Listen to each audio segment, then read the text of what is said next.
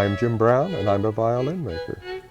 I've always enjoyed working with wood throughout my life, and I've been involved in music all my life.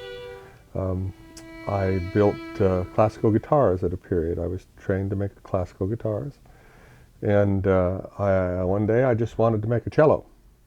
And nobody would teach me to make a cello. All the good teachers said, nope, you have to learn to build violins first, and then you can build cello. So I did an apprenticeship in violin making and worked my way up to cellos. Now I make violins, violas, and cellos.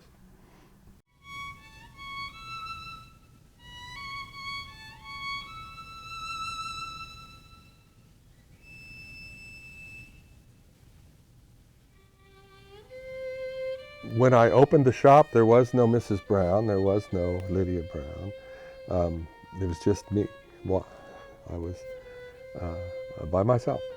And I think I was in the shop for about a year when I met her, and then we courted a year and a half, and then we got married. Well, pretty much I'm the administrator, the manager of the shop.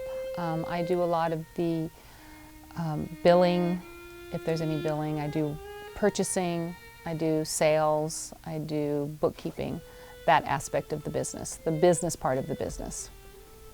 When I was a little girl, it was one of those things where like you see someone doing something and you want to do it too. So I kept seeing people playing the violin and I wanted to play it too.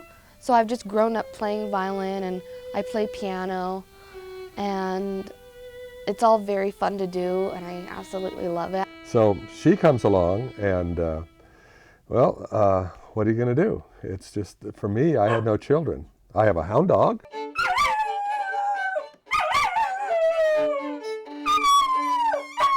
Buddy, be good now. But you asked about the family. This is part of the family.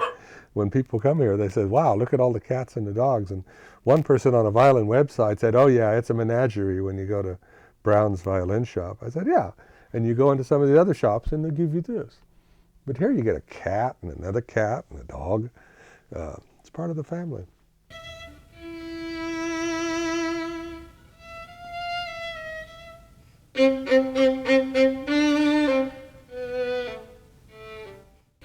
I send my students to J. Brown because they're very reliable, and I've worked with them for over 10 years, probably more like 15 years, and they've always done really high quality work.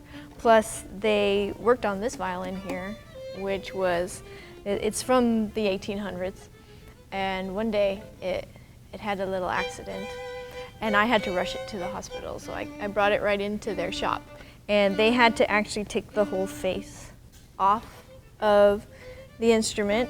They had to repair some big cracks in the face, and then they found several other small ones. So not only was it repaired, but it was better than it was when I brought it in. So I always recommend them because I know firsthand what kind of work they do. So we live in the arts, and I think that's what makes it fresh for us and why we can withstand each other. It's a great life. The actual business, I've been doing it now for 17 years, and it's been very rewarding, and I never would have guessed it could have turned into all of this, and the people that we get to deal with, and the schools that we get to help, and things like that.